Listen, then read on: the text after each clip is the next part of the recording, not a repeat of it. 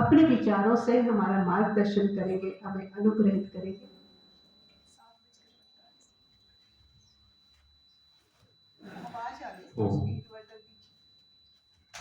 या तो उसको बंद कर दिया है, उसका स्विच ऑफ कर देंगे तो आवाज नहीं आएगी। सभी मिलकर परमेश्वर से सद्बुद्धि की कामना करते हुए मेरे साथ मिलकर पवित्र गायत्री मंत्र का पाठ करेंगे। ओम भूर्भुवः स्वः तत्सवितुर्वरेण्यं भर्गो देवस्य धीमहि धियो यो नः प्रचोदयात्। विष्णुः कर्माणि पश्यत यतो व्रतानि पस्पसे इन्द्रस्य युज्यः सखा इन्द्रस्य युज्यः सखा। ॐ शान्तिः शान्तिः शान्तिः।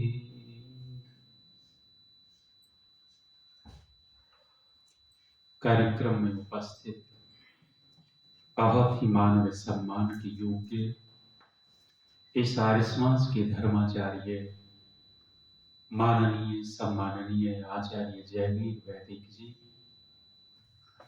कार्यक्रम में मधुरता ला रहे, जो गीत सुना रहे हैं, प्रत्येक पंक्ति ऐसा लगता है प्रेरणा देने वाली है।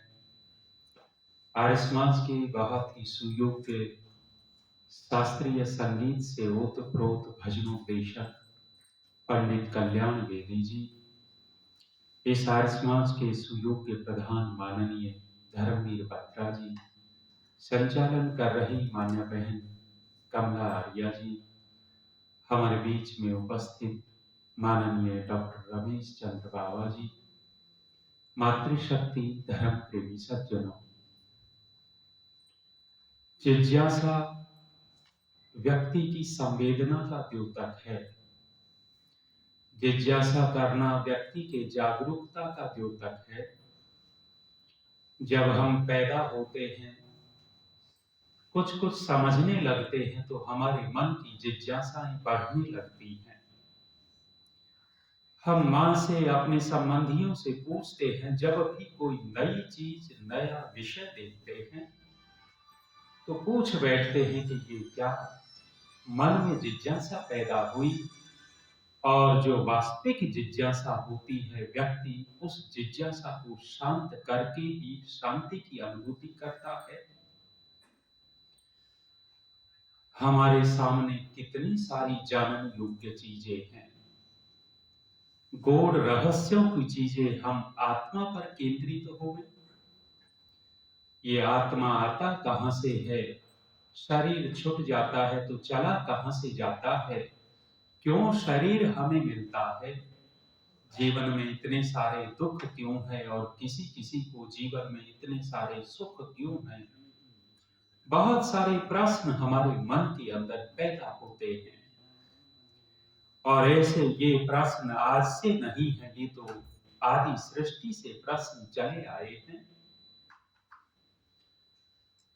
जब वाजश्रवा नाम का व्यक्ति सर्वमेध यज्ञ कर रहा था मुक्ति की कामना से, मन में इच्छा थी कि मोक्ष मिल जाए, मुक्ति मिल जाए, दुखों से संपूर्ण छुटकारा मिल जाए। किसी ने उपाय बताया होगा कि सर्वमेध यज्ञ कर दो, सब कुछ दान कर दोगे तो तुम्हें वो परम सुख की प्राप्ति होगी। और उस सर्वमेध यज्ञ में बहुत सारा दान करने की भी बात थी। दान करते जा रहे हैं, दान करते जा रहे हैं और उनका छोटा बालक उनको देख रहा है कि पिताजी सर्वमेध यज्ञ कर रहे, दान भी कर रहे हैं। बहुत सारे दानों के अंतर्गत एक दान गौओं का भी दान होता था। जब विवाह संस्कार होता है विवाह संस्कार के समय हमारे आचार्य लोग उस वधु पक्ष से गोदान करवाते हैं। गौ प्रतिगृहताम, ये गाय है, ये गाय है, इसको ग्रहण करो। गोदान की परंपरा हमारी प्राचीन परंपरा, और वाजश्रवा नाम का व्यक्ति भी गोदान करने लग गया। छोटा प्रतिभा संपन्न उनका पुत्र उनको देख रहा है कि कैसी गाय दी जा रही है। उपनिषद का ऋषि लिख रहा है कि ऐसी गाय थी जो दूध दे चुकी थी, आगे दूध नहीं देने वाली। ऐसी गौएं थी जिनकी इंद्रियां क्षीण हो चुकी थी, आगे वो इंद्रियों से कार्य नहीं ले सकती थी।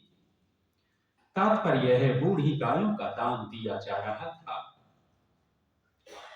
जब देखा कि पिताजी इन दान से मुक्ति चाहते हैं, दुखों से छुटकारा चाहते हैं, दान तो प्रिय वस्तु का होता है, जो वस्तु हमारे प्रयोग में आती हो और देने के बाद दूसरे के प्रयोग में आ जाए, दान तो वह कहता है। अपने घर का कूड़ा कचरा बाहर निकालना दान नहीं होता। अपने घर की समस्या को निकाल करके दूसरे के गले में डाल देना, ये दान तो नहीं होता। प्रतिभा संपन्न है और पिताजी को चेताना चाह रहे हैं।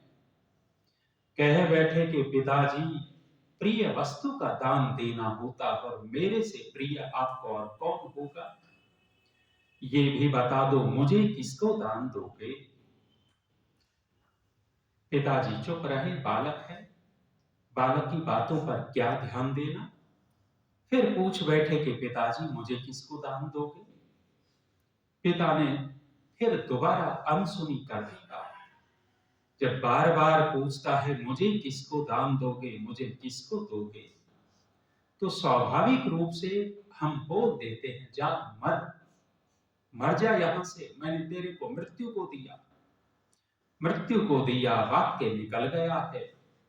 और पुत्र भी सोचने लग गए कि पिताजी ने मृत्यु के हवाले कर दिया, और मन ही मन सोचते हैं कि मैं मृत्यु के हवाले किया जा रहा हूं और मेरे पिताजी ऐसा क्यों कर रहे हैं, क्योंकि मैं इतना निकृष्ट नहीं हूं। अपने समकक्ष के बालकों का चिंतन करते हुए विचार करते हैं कि मैं बहुतों में श्रेष्ठ हूं और बहुतों में निकृष्ट न होकर के मध्यम वर्ग का तो हूं ही हूं, लेकिन निकृष्ट नहीं हूं, और निकृष्ट को ही ऐसा झिड़क दिया जाता है, भगा दिया जाता है, और मेरे पिता ने तो मृत्यु को दे दिया। पिता की बात मानते हैं और कहते हैं कि यम के पास चले गए। यम के पास गए और गृहस्थ का नियम संकेत कर दिए जाते हैं। कथा के आधार पर ऋषि लोग व्यवहार को भी बहुत कुछ सिखा देते हैं। यमाचार्य और नचिकेता, महर्षि स्वामी दयानंद इसको ऐतिहासिक नहीं मानते, और अनेक सारे विद्वान इस घटना को ऐतिहासिक नहीं मानते। कथा के माध्यम से ऋषि बहुत कुछ प्रेरणा देना चाह रहे हैं। कहते हैं कि मृत्यु को दे दिया, आचार्य का नाम यम रखा है, आचार्य का नाम मृत्यु रख दिया। और हाँ, हमारा वेद भी आचार्य को मृत्यु कहता है। आचार्यो मृत्यु सोम औषधयः पयः, आचार्य के बहुत सारे नामों में एक आचार्य मृत्यु भी कहा है नाम। स्वामी जगदीश्वरानंद जी होते थे और इस तरह के शब्दों की व्याख्या को बहुत अच्छे से करते थे। कहते थे कि आचार्य को मृत्यु क्यों कहा गया।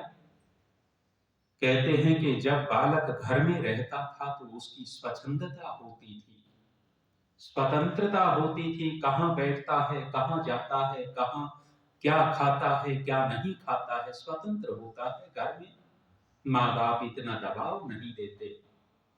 लेकिन जब गुरुकुल में विद्यार्थी चला जाता है, गुरुकुल का आचार्य उसको नियमों में बांध देता है, और जब नियमों में व्यक्ति बंध जाए और जो स्वतंत्र था और आकर के यहाँ बंधा हुआ है, चुपचाप है, ये नहीं खाना, वो नहीं खाना, वहां नहीं जाना, यहाँ नहीं जाना, बांध दिया। जब ऐसी स्थिति कोई उच्छृंखल बच्चा और एक तरफ बैठा दिया जाए तो वाक्य बोला जाता है, इसको तो कती मार दिया, कती मार दिया। इस प्रसंग में वो कहते हैं कि इस रूप में आचार्य मृत्यु और मृत्यु को प्राप्त करके ही व्यक्ति का दूसरा जन्म होता है। बिना मृत्यु के दूसरा जन्म तो नहीं हो सकता। महर्षि स्वामी दयानंद जी को पढ़िएगा, ऋग्वेदारी भाष्य भूमिका के अंदर वो संकेत करते हैं इस दूसरे जन्म के लिए। पहला जन्म हमारा माता पिता के माध्यम से होता है, पहला जन्म माता पिता के माध्यम से हो गया, किंतु दूसरा जन्म विद्या रूपी मां है और आचार्य रूपी पिता है। विद्या मां बन गई, आचार्य पिता हो गए हैं, और जब इनसे जन्म होता है, यथार्थ में वास्तविक जन्म तो वही कहलाता है।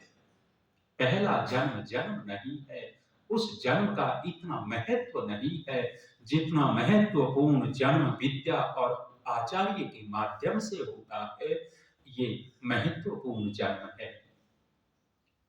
यम के पास पहुंच ही गए, दरवाजा खटखटाया, पता लगा कि आचार्य कहीं बाहर गए हुए हैं, बाहर गए हुए हैं, लौट करके कई दिन में आएंगे। इंतजार किया है दरवाजे के बाहर और कहते हैं कि आचार्य जब घर पर आए, एक बटुक, एक ब्रह्मचारी वहां बैठा है और जानकारी मिली कि 3 दिन से बैठा हुआ है, 1 दिन से नहीं है। जिज्ञासा व्यक्ति की संवेदना का द्योतक है। आ गया है आचार्य के पास और केवल ये लेकर के नहीं आया है कि मुझे मृत्यु के पास भेज दिया आचार्य ने, वहां कुछ और भी मन में होगा। जब आचार्य ने पूछा कि भाई कहां से आए, कब से आए, परिचय दे दिया है, कब से आए, 3 दिन हो गए हैं आए हुए, कोई अन्न जल ग्रहण किया या नहीं किया, वो तो नहीं किया। गृहस्थ के लिए संकेत कर दिया है कि हे गृहस्थी लोगों, यदि कोई तुम्हारे दरवाजे पर आ जाता है और दरवाजे पर आने के बाद वो तुम्हारे अन्न जल को ग्रहण नहीं कर पा रहा, तुमने उसका आदर सत्कार नहीं किया तो एक अर्थवाद चलता है शास्त्र में। अर्थवाद का तात्पर्य होता है किसी भी बात को बढ़ा चढ़ाकर बोलना, किसी बात को बढ़ा चढ़ाकर बोलना, ये अर्थवाद कहलाता है। और अर्थवाद क्यों किया जाता है प्रयोग? किसी बुराई से छुड़ाने के लिए उस बुराई को बढ़ा चढ़ा करके बता देना कि ये बुराई तेरे जीवन को नष्ट कर देगी, उस बुराई को और अति में ले जाकर के बुरा दिखाना, उस बुराई से छुड़ाने के लिए अर्थवाद कहलाता है। किसी अच्छाई से जोड़ने के लिए उस अच्छाई की भी अतिशोक्ति में बड़ाई कर देना, ये बड़ाई करना, ये अर्थवाद कहलाता है। कहा कि जिस अतिथि के घर से, वो जिस गृहस्थ के घर से कोई अतिथि भूखा चला जाए, तो अर्थवाद ये कहा गया कि उस गृहस्थ के समस्त पुण्यों को वो अतिथि हर ले जाता है। अतिथि के साथ साथ उस गृहस्थ के सारे पुण्य चले जाते हैं। अर्थवाद है। सैद्धांतिक दृष्टि से देखेंगे कि सारे के सारे पुण्य थोड़ा ही चले जाते हैं, लेकिन संकेत किया है कि ऐसा मत करना कि तुम्हारे घर पर कोई अतिथि आए और उस अतिथि का सत्कार न हो पाए। आचार्य ने जब देखा कि ब्रह्मचारी 3 दिन भूखा रहा, तो हम पहले प्रायश्चित करेंगे, उसके बाद तुमसे चर्चा करेंगे। प्रायश्चित करने के लिए कह बैठे कि मेरे भाई, मेरे लिए प्रायश्चित ये है कि तुम 3 वरदान मांग लो, जो कहोगे हम देंगे। 3 वर की बात कही।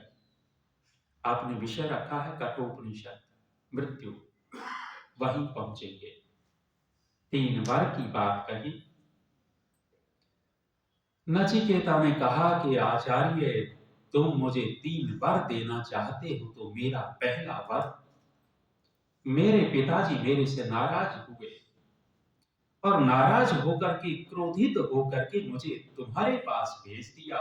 आचार्य, जब तुम मुझे वापस मेरे पिता के पास भेजोगे तो मेरे पिता जैसे पहले मुझे देखते थे, पहले गोद में बैठाते थे, उसी तरह से मेरे से प्रेम करें।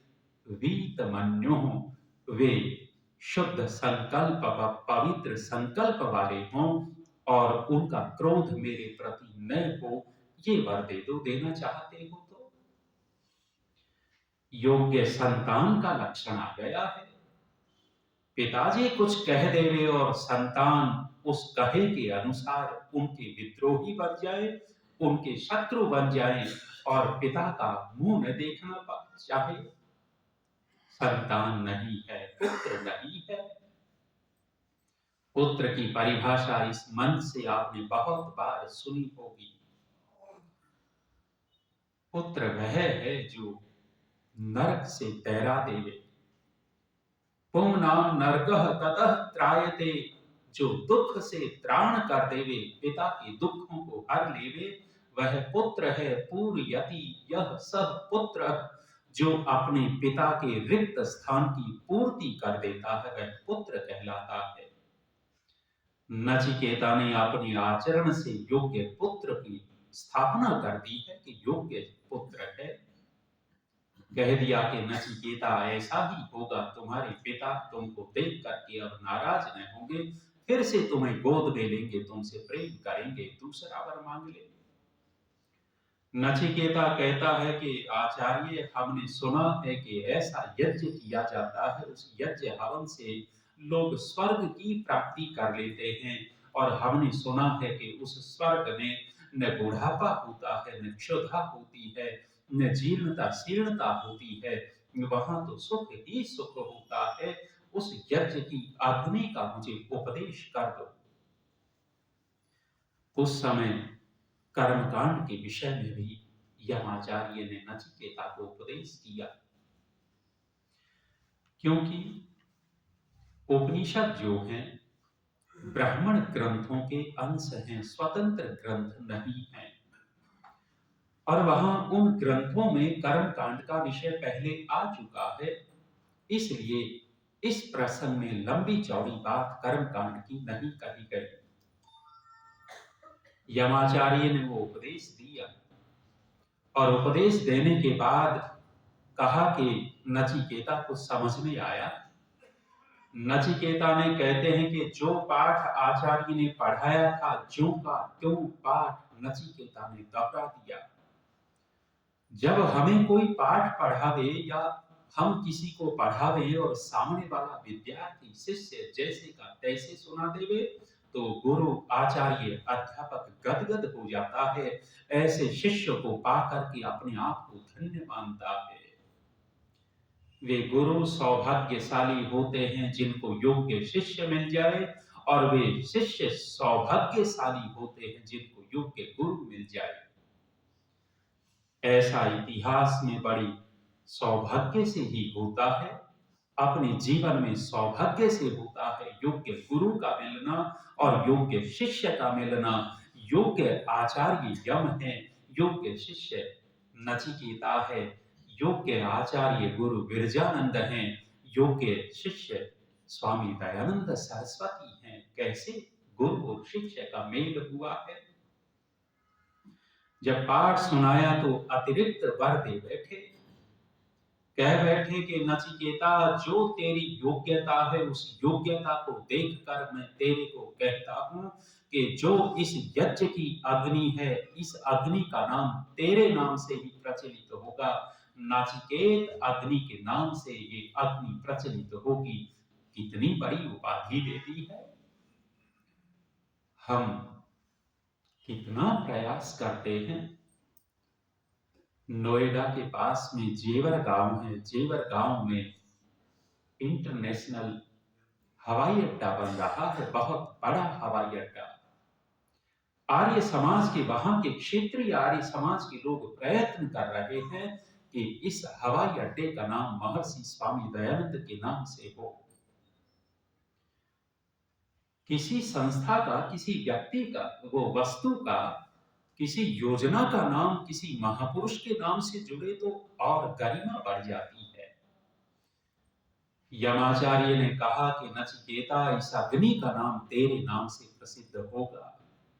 एक अतिरिक्त वर दिया और पुरस्कार दे बैठे। जो अपने उनके गले में माला थी, वो माला निकाल करके नचिकेता के गले में डाल दी और फिर कहते हैं कि नचिकेता, अब तीसरा वर मांग। हमारी जिज्ञासा होती है हम कहां से आए और शरीर छोड़कर कहां चले जाते हैं। कौन है इस शरीर का संचालक, और वो संचालक जो भी है उसका स्वरूप क्या है। कितनी सारी जिज्ञासाएं सज्जनों माताओं, यदि ठीक ठीक सिद्धांत हमारे हाथ लग जाता है तो व्यक्ति दुखी नहीं होगा। नचिकेता ने कहा कि आचार्य, तीसरा वर मुझे देना चाहते हो तो मुझे बता दो। कुछ लोग कहते हैं कि शरीर छोड़ने के बाद ये आत्मा का क्या होता है, नष्ट हो जाता है। कुछ कहते हैं कहीं चला जाता है। मरने के बाद लोग बहुत सारी शंकाएं करते हैं, बहुत सारे संदेहों में रहते हैं कि इस आत्मा का होता क्या है। मुझे मृत्यु के रहस्य को बता दो, ये मृत्यु है क्या चीज। जब ये प्रश्न आचार्य से पूछा तो आचार्य स्तब्ध रह गए। मन ही मन प्रसन्न बहुत हुए हैं। ऊपर से कठोरता दिखाई है, लेकिन उस प्रश्न से अंदर से प्रसन्नता, आह्लादित हो गए, जैसे योग्य शिष्य उनको मिल गया हो। मृत्यु के रहस्य को जानना चाहते हैं, लेकिन योग्य गुरु अपने शिष्य की योग्यता देखा करता है कि इस उपदेश के ये योग्य भी है या नहीं है। यमाचार्य ने कहा कि नचिकेता, इस प्रश्न को मत पूछ। इतिहास में इस प्रश्न को जानने के लिए बहुत लोगों ने पुरुषार्थ किया है, मेहनत की है, लेकिन इस गूढ़ रहस्य में वे भी उलझे रहे। इस गूढ़ रहस्य को समझने में बहुत अधिक मेहनत करनी पड़ती है। नचिकेता, ये प्रश्न मत पूछ, कुछ और पूछ ले। आचार्य, बताना चाहते तो मुझे यही बता दो कि मृत्यु क्या है, मृत्यु के रहस्य को समझा दो। और अधिक योग्यता देखने के लिए आचार्य ने लालच दे दिया है, लालच का पास फेंका है कि नचिकेता, मैं तेरे को यौवन दे सकता हूं, मैं तेरे को धन संपत्ति दे सकता हूं, मैं तेरे को बहुत बड़ा भूभाग दे सकता हूं, नचिकेता, नव यौवनाओं को दे सकता हूं, लेकिन ये प्रश्न मत पूछ, और चीज मांग ले। उस समय नचिकेता ने, जब आचार्य ने ये लालच दिया था, तो और विशेष संकेत कर दिया। मेरे आचार्य, आप विषय भोग देने की बात कर रहे हो तो ये विषय भोग इंद्रियों को जीर्ण शीर्ण कर देते हैं, इंद्रियों के तेज का हरण कर लेते हैं। कोई भी विषय भोगी यदि ठीक ठीक मनन चिंतन करता है तो इंद्रियों का तेज वो देख ले कि पहले ठीक था या अब ठीक है। विषय भोग इंद्रियों के तेज का हरण कर लेते हैं, और आप मुझे विषय भोग देना चाहते हो। और रही धन दौलत की बात, मेरे आचार्य आप सुनो, न वित्तेन तर्पणीयो मनुष्यः। आचार्य, कभी भी मनुष्य इस वित्त से तृप्त नहीं हो सकता। मुझे धन का लालच देते हो, धन देवी दिया तो मेरी इच्छाएं और बढ़ेंगी और बढ़ेंगी, और इस धन से तृप्ति न होगी। सज्जनों माताओं, योग हमारे गौतम ऋषि हुए, न्याय दर्शन लिखा। न्याय दर्शन के चौथे अध्याय में महर्षि वात्सायन एक सूत्र का भाष्य करते हुए संकेत करते हैं, मनुष्य की इच्छाएं कितनी प्रबल होती हैं। यदि कोई साधना संपन्न व्यक्ति है तो इस वित्त का सदुपयोग प्रयोग कर लेता है, इस वित्त से संतुष्ट हो जाता है, लेकिन कोई साधनाशील व्यक्ति नहीं है तो धन से कभी संतुष्ट न होगा। महर्षि वात्सायन संकेत करते हैं, कहते हैं कि ये जो भूमि है, धरती है, इस धरती के ऊपर समुद्र है। समुद्र के पानी को खाली कर दो और खाली करने के बाद जो गड्ढा शेष बचता है, उस गड्ढे में हीरे मोती जवाहरात धन को भर दो और वो धन भरने के बाद एक व्यक्ति को दे दो और उस व्यक्ति को देने के बाद पूछो कि भाई पर्याप्त है या कुछ और चाहिए। इतना सारा पाने के बाद भी व्यक्ति कहता है कि कुछ और मिल जाता तो और अच्छा हो जाता। न वित्तेन तर्पणीयो मनुष्यः, वित्त से धन से व्यक्ति तृप्त नहीं हो सकता। और आप मुझे इन बातों में उलझाना चाहते हो। आचार्य मुझे मृत्यु के रहस्य को समझा दो। सज्जनों माताओं, मृत्यु का दुख सबसे बड़ा दुख है प्राणी के लिए, और इसी को ऋषि ने अभिनिवेश क्लेश कहा है। अभिनिवेश क्लेश प्रत्येक जीवात्मा के साथ बंधा हुआ है। जब तक ये क्लेश रहेगा तब तक मृत्यु का भय छूट नहीं सकता। मृत्यु के विषय में हम बड़े बड़े उपदेश कर लेते हैं। जब किसी का कोई प्रियजन चला जाता है तो हम ढाढ़स बंधाते हैं, हम कितनी सरलता से उपदेश कर देते हैं। लेकिन उस व्यक्ति से पूछो जिसका प्रिय व्यक्ति बिछुड़ गया है, उसके अंदर क्या बीत रही है। हरियाणा की रागनी चलती है ना, हमने एक पंक्ति सुनी, हरियाणवी भाषा में पंक्ति सुनी, जिसके लाग गए वो ये जाने कि महारानिया ने बेरा हो, ऐसी पंक्ति बोलते हैं। जिसको लगता है दर्द उसी को होता है, उसको पता होता है। जिसने मार दिया है उसको क्या पता होगा। जिसका प्रिय व्यक्ति बिछुड़ता है उससे पूछ करके देखो कि मृत्यु का दुख है क्या। जिस समय श्री कृष्ण अर्जुन को उपदेश कर रहे थे, अर्जुन विषाद में था, अवसाद में था, दुर्बलता मन में आ गई। और दुर्बलता मन में इस रूप में आ गई कि मैं अपने प्रियजनों को मारूंगा, प्रियजनों को मारूंगा। वहां श्री कृष्ण शरीर और आत्मा का अलग अलग भेद बनाते हैं। कहते हैं कि अर्जुन, आत्मा नहीं मरता है, शरीर मरता है। इस बात को ध्यान से सुन लो। और जो तुम्हारे सामने हैं, जिनको तुम देख रहे हो, प्रिय मान रहे हो, भले ही प्रिय मानो लेकिन राष्ट्र के लिए कंटक हैं। ये धर्म के रास्ते में अड़ गए हैं, इसलिए धर्म के रास्ते में जो जो आए उनका वध करते चले जाओ, उनको नष्ट करते चले जाओ। शरीर नष्ट होगा, आत्मा नष्ट नहीं होगी। आप विचार करिएगा कि उस अर्जुन का, जिसको सीधा का सीधा श्री कृष्ण ने उपदेश किया था, वो उपदेश कितने दिन तक ठहरा अर्जुन के मन में। मृत्यु का दुख बहुत बड़ा दुख है, कोई साधारण दुख नहीं है। जिस दिन अर्जुन को पता लग गया कि तुम्हारे पुत्र अभिमन्यु का वध कर दिया, और एक व्यक्ति ने नहीं, कई लोगों ने वध कर दिया है, प्रिय व्यक्ति चला गया, प्रिय पुत्र चला गया, और प्रिय पुत्र के जाने की वेदना कितनी होती है, उस बाप से पूछ करके देखना। अर्जुन का गीता का उपदेश धरा का धरा रह गया। उस समय का आप वर्णन पढ़िएगा कि जब मृत्यु को देखता है पुत्र की, उस समय विचलित हो उठता है। और विचलित होते हुए अर्जुन उस समय प्रतिज्ञा करता है कि अगले दिन या तो हम अग्निदाह कर लेंगे या उस जयद्रथ का वध कर देंगे सूर्य अस्त से पहले। सूर्य अस्त से पहले यदि उसका वध नहीं किया तो हम अग्निदाह कर लेंगे। ये जो प्रतिज्ञा थी, कोई विवेकपूर्ण प्रतिज्ञा नहीं थी, आवेश में आकर के प्रतिज्ञा थी, शोक में डूब करके प्रतिज्ञा थी। अपने पुत्र के मोह में पड़ करके प्रतिज्ञा थी, कोई विवेक पूर्वक प्रतिज्ञा इसको नहीं करेंगे। और यदि श्री कृष्ण साथ में न होते तो अर्जुन का अग्निदाह निश्चित था। जब कोई प्रिय व्यक्ति जाता है तो दर्द उससे पूछो।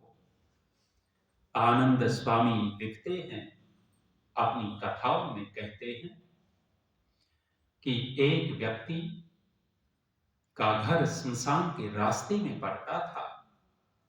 श्मशान के रास्ते में पड़ता था। जब जब शव यात्रा उसके घर के सामने से निकलती थी, व्यक्ति घर के अंदर दौड़ता, ढोल उठाता, ढोल लेकर के गले में डालता और उस अर्थी के सामने ढोल बजाता, नाचता हुआ चलता था। संकेत करना चाहता था कि भाई ये तो अटल सत्य है, मृत्यु तो होनी है, शरीर तो छूटना है, तुम दुख क्यों मनाते हो। रोजाना जब जब कोई शव यात्रा चलती तो उसका यही काम था। आनंद स्वामी कहते हैं कि एक दिन इसी का इकलौता पुत्र मर गया। कह रहे हैं कि अर्थी उठी है, इसने आज भी गले में ढोल डाला है, आज भी ढोल बजा रहा है, लेकिन इस व्यक्ति की थाप जैसे पहले ढोल पर पड़ती थी, आज वैसी थाप नहीं पड़ रही। क्यों? क्योंकि आज अपने साथ दुर्घटना घट गई। मृत्यु के बाद क्या? सज्जनों माताओं, हम लोग बहुत सारी शोक सभाओं में भी बोल लेते हैं। हम बोल लेते हैं, लेकिन सामने क्या घटित है उसका। ऋषि दयानंद के सामने सूचना आई थी कि आज गुरु गिरजानंद चले गए। गुरु गिरजानंद चले गए तो ऋषि दयानंद एक क्षण के लिए रुक गए, ठिठक गए। तत्काल संभाल लिया, सूचना पाई है, सूचना पाई तो थोड़ा सा तो असर हुआ है, वहां भी थोड़ा सा प्रभावित हुए, लेकिन तत्काल संभल गए, योगी हैं। और कह करके आगे निकल गए कि आज व्याकरण का सूर्य अस्त हो गया। इतना कहकर आगे निकल गए, उपदेश आरंभ कर दिया था। मृत्यु का कष्ट तो है, लेकिन जब इस रहस्य को हम समझ लेते हैं, नचिकेता का यही तो प्रश्न है, आचार्य इस मृत्यु के रहस्य को मुझे बता दो। मरने के बाद आत्मा कहाँ चला जाता है, आत्मा की गति क्या होती है। कुछ लोग कहते हैं कि ये शरीर का संघात है, शरीर के संघात के नष्ट होने के बाद आत्मा भी नष्ट हो जाता है। नास्तिक लोगों की मान्यता हो सकती है, और नास्तिक लोगों की मान्यता तो यहां तक चली गई,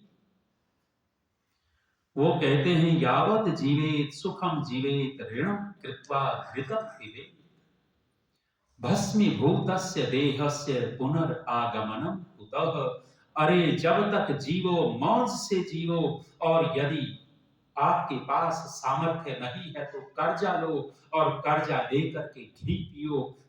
किसको देना और किसको लेना, देह नष्ट हो जाएगी, देह के साथ कुछ बचेगा नहीं, लेने देने वाला कोई रहेगा ही नहीं। नास्तिक लोगों की मान्यता। किंतु वैदिक सिद्धांत क्या है? जब आचार्य यम से नचिकेता पूछता है मृत्यु, महर्षि स्वामी दयानंद जन्म और मृत्यु की परिभाषा लिखते हैं। परिभाषा करते हैं कि जीवात्मा का शरीर से संयोग होना ये जन्म है, और शरीर से वियोग हो जाना ये मरण है। शरीर से संयुक्त होना और शरीर से वियुक्त होना जन्म और मृत्यु है। यदि हम इस आधार पर विचार करेंगे तो जो हम जन्मदिन मनाते हैं, ऋषि के अनुसार तो जन्म हमारा पहले ही हो चुका, पहले ही जन्म हो चुका, अर्थात शरीर से जीवात्मा का संयोग जन्म है। और कहते हैं कि जिस समय गर्भाधान होता है उसी समय जीवात्मा एक कोशिका रूप शरीर से संयुक्त हो चुका होता है। संयोग हो गया तो जन्म तो उसी क्षण हमारा हो चुका है। शरीर से वियुक्ति मरण है, और ये मृत्यु किसको कष्ट देती है और किसको कष्ट नहीं देती। जो अज्ञानी लोग हैं उन अज्ञानी लोगों को ये मृत्यु कष्ट देती है, लेकिन ज्ञानी लोगों को ये मृत्यु कष्ट नहीं देती। शास्त्रीय भाषा में कहते हैं विवेकी व्यक्ति को मृत्यु का दुख नहीं होता। और विवेकी का तात्पर्य क्या है? ये जो विवेक शब्द है, ये शब्द ही अपने अर्थ को अपने अंदर लिए हुए है। विचरी पृथक भावे विच धातु है, विच धातु से विवेक शब्द बनता है और इसका अर्थ होता है पृथक भावे, जड़ और चेतन का पृथक पृथक ज्ञान हो जाना। व्यक्ति जड़ और चेतन को अलग अलग देखने लगता है, इसी का नाम विवेक है। जीवात्मा को पृथक अनुभव करता है और शरीर को, जड़ को पृथक अनुभव करता है। समझिएगा कि विवेक हो गया है। उस समय जीवात्मा इस शरीर को छोड़ते हुए दुख नहीं पाता, कष्ट नहीं होता, इसको अभिनिवेश क्लेश नहीं सताता है। लेकिन मृत्यु के विषय में भ्रांतियां बहुत की, आत्मा के विषय में भ्रांतियां बहुत की गई।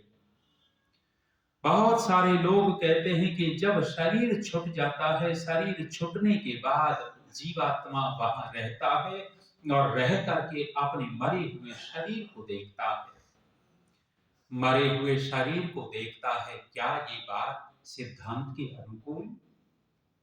पौराणिक जगत में ये मान्यता है और बहुत सारे लोग कहते हैं कि 13 दिनों तक वही के वही जीवात्मा घूमता रहता है, इसलिए 13वीं बनाने लग गए। और हम वैदिक धर्म में कुछ चिंतन विचार करें तो रहस्य निकलेंगे।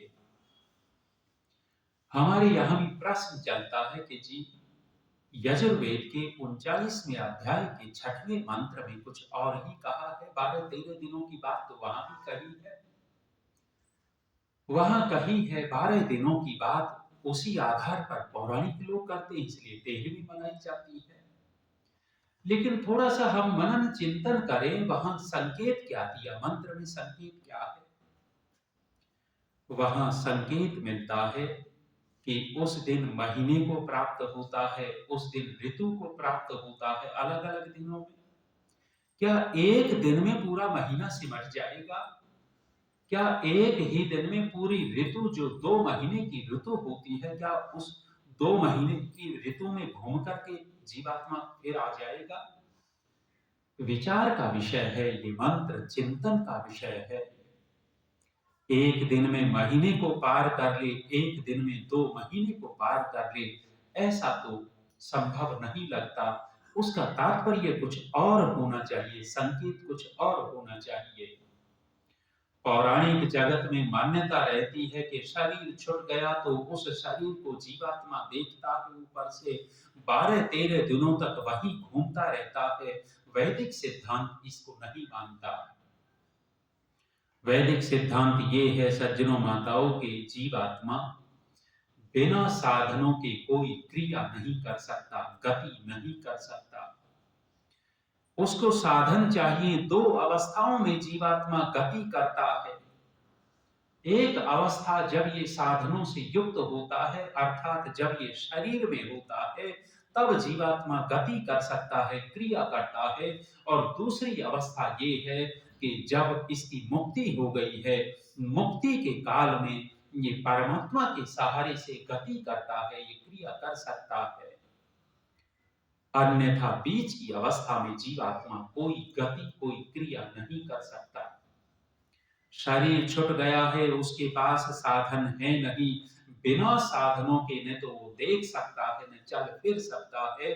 सिद्धांत की जानकारी न होने के कारण लोगों ने परिकल्पना कर ली कि वो उस अपने शरीर को आत्मा देखता है मरने के बाद। और बहुत सारी भ्रांतियां चला रखी हैं। भ्रांतियां कितनी चला दी कि जो काल मृत्यु होती है, उस काल मृत्यु में तो जीवात्मा कहीं नहीं भटकता, लेकिन अकाल मृत्यु जब होती है तब जीवात्मा भटकता है। अच्छा, ये काल अकाल मृत्यु मनुष्यों की ही या अन्य पशु पक्षियों की भी? हम चलते हैं, कितने कीड़े मकोड़े मर जाते हैं। हमने वो जो आजकल इलेक्ट्रिक ले रखा है, उस रैकेट, उसको घुमाते हैं, मच्छर मक्खी उसमें चट चट करके मरते हैं। उनकी काल मृत्यु या अकाल मृत्यु? केवल मनुष्यों के लिए काल अकाल क्यों? उनकी भी तो काल अकाल देख लो। वे भी कितने सारे मरते होंगे, उनकी गति क्या होगी। चाहे काल मृत्यु हो, चाहे अकाल मृत्यु हो, दोनों अवस्थाओं में जीवात्मा परमात्मा की व्यवस्था में चला जाता है। मृत्यु के बाद की बातें नचिकेता पूछना चाहता है। मृत्यु के बाद जीवात्मा ईश्वर की व्यवस्था में चला जाता है, स्वतंत्र रूप से कहीं नहीं घूमता। अनेक सारी समाज में भ्रांतियां कर दी हैं, भ्रांतियां इस रूप में भी कर दी। हम सुनते हैं, ऋषि उद्यान में जब मैं था तो एक मुनि जी रहते, अभी भी गए हुए हैं, 3-4 साल के बाद वहां गए हैं। मैं यहाँ आया तो वहां शिविर चल रहा था, उसी शिविर से इधर आया, ध्यान शिविर। मुनि जी हैं, वानप्रस्थी हैं, दोनों पति पत्नी हैं, दिल्ली से हैं। हमको देख करके वो बेचारे दया सी दिखाते, दया दिखाते। आर्य समाज का वानप्रस्थी, आर्य समाज की पुस्तकें पढ़ता है, फिर भी भ्रांति जो की त्यों। दया दिखा करके कहते हैं कि आप लोग शादी नहीं करोगे तो तुम्हारी मुक्ति कैसे होगी?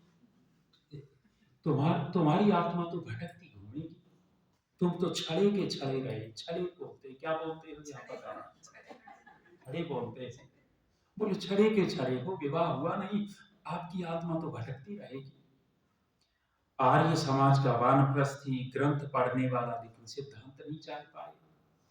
माने एक जो विवाह नहीं करता, जीवन भर उसने धार्मिक जीवन बिताया, परोपकार किया, ऋषियों के आदेशों के अनुसार जीवन जिया, उसकी तो आत्मा भटकेगी और विवाह करने के बाद सारी गड़बड़ करता रहा, इसकी आत्मा सीधी मुक्ति में जाएगी। सिद्धांत नहीं पकड़े। जब शरीर छूट जाता है तो ये जीवात्मा परमेश्वर के अधीन हो जाती है और परमात्मा उस जीवात्मा को उसके कर्मों के अनुसार जब उसका समय होता है तब शरीर देता है। उसी 39वें अध्याय के 6वें मंत्र का महर्षि स्वामी दयानंद जी अर्थ करने के बाद भावार्थ लिखते हैं और उस भावार्थ में संकेत करते हैं कि जब शरीर छूट चुका होता है, उस जीवात्मा को कुछ काल के पश्चात परमात्मा दूसरा जन्म दे देते हैं। कुछ काल के पश्चात, वह काल कितना है, उस काल की गणना ऋषि तो कर सकते हैं, हम तो नहीं कर पाएंगे। कुछ काल कितना, कुछ काल कितना। आत्माएं दो प्रकार की, एक स्वाभिमानी आत्मा और एक अनुसायी आत्मा। स्वाभिमानी आत्मा और अनुसायी आत्मा का तात्पर्य क्या है? स्वाभिमानी आत्मा उसको कहते हैं कि जो आत्मा कर्म फल भोग रही है, अर्थात जो आत्मा हमारे शरीर को चला रही है, जिस एक शरीर को एक आत्मा चला रही है, जो कर्म फल भोग रही है, उसको स्वाभिमानी आत्मा कहा गया है। लेकिन जो आत्मा न तो मुक्ति में है और न शरीर धारण किए है, बस ईश्वर की व्यवस्था में है, उसको अनुसायी आत्मा कहा गया है। अर्थात जिसका कर्म फल आरंभ नहीं हुआ है, वह अनुसायी आत्मा। वेदांत दर्शन में संकेत मिलता है। अब कुछ काल के पश्चात, वो काल कितना, हमारा शरीर छूटा, कीड़े मकोड़े इत्यादि जीव जंतु है, उनके शरीर छूटते हैं, परमात्मा तत्काल उनको जन्म देते हैं। कितनी गति से, जैसे फैक्ट्री में काम होता है, धड़ाधड़, परमात्मा कितना सक्रिय है। ईश्वर की व्यवस्था कितनी तेज है कि इस सृष्टि, इस पृथ्वी के ऊपर करोड़ों करोड़ों जीव रोजाना मरते होंगे और करोड़ों करोड़ों की व्यवस्था तत्काल परमात्मा कर रहे हैं। मनुष्यों के शरीर छूटते हैं, मनुष्यों की आत्मा भी बहुत सारे ऐसे होंगे, उनको तत्काल जन्म मिलता होगा, लेकिन कुछ आत्माएं कुछ काल के बाद, और वो कुछ काल कितना हो सकता है, जितने समय तक वह जीवात्मा ईश्वर की व्यवस्था में है, उतने समय तक उस जीवात्मा का नाम अनुशयी आत्मा। वह कुछ काल 1 मिनट का हो सकता है, वह कुछ काल 1 घंटे का हो सकता है, वह कुछ काल 1 महीने का हो सकता है, कुछ काल वर्षों का भी हो सकता है। वो जीवात्मा के कर्म और उसकी योग्यता के आधार पर है। मृत्यु के बाद सज्जनों माताओं, आत्मा नष्ट नहीं होता, शरीर नष्ट हो जाता है। और नचिकेता इसी रहस्य को जानना चाहता है।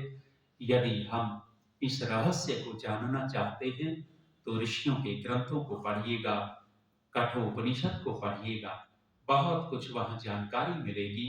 और हमारे बहुत सारे विद्वान, महात्मा नारायण स्वामी जी जैसे, उन्होंने इन विषयों पर बहुत विस्तार से लिखा है।